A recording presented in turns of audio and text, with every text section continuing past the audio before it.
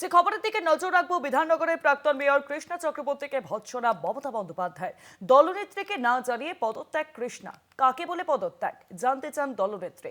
কৃষ্ণার জবাবে অসন্তুষ্ট তৃণমূল সুপ্রিমো মমতা বন্দ্যোপাধ্যায়। বিধাননগরের প্রাক্তন মেয়র, বিধাননগরের মেয়র কৃষ্ণা চক্রবর্তী তিনি পদে থেকে কাজ করতে পারছেন না, এই অভিযোগে নিজেই তিনি পদত্যাগ করে দেন। তবে কাকে বলে তিনি পদত্যাগ করেছেন প্রশ্ন উঠছে এবারে। তৃণমূল সুপ্রিমো মমতা বন্দ্যোপাধ্যায় ভৎসনা করেছেন তিনি। বিধাননগরের প্রাক্তন মেয়র কৃষ্ণা চক্রবর্তীকে ভৎসনা মমতার। দলনেত্রীকে না জানিয়ে পদত্যাগ কৃষ্ণার। কাকে বলে পদত্যাগ জানতে চান দলনেত্রী। কৃষ্ণার জবাবে অসন্তুষ্ট তৃণমূল সুপ্রিমো।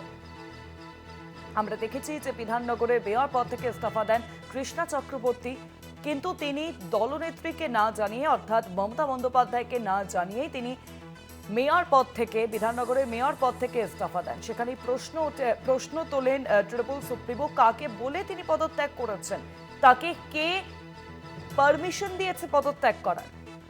এবং কৃষ্ণার জবাবে কার্যত অসন্তুষ্ট তৃণমূল সুপ্রিমো।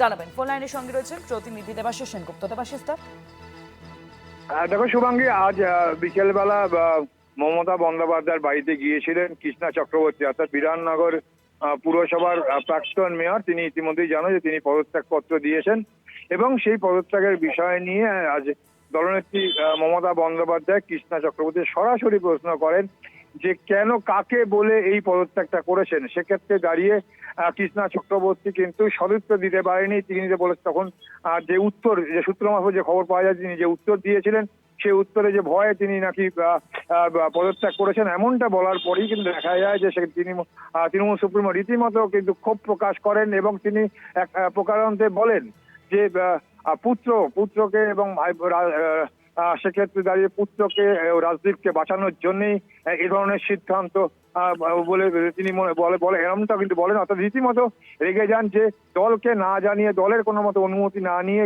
যে পদত্যাগ করেছে।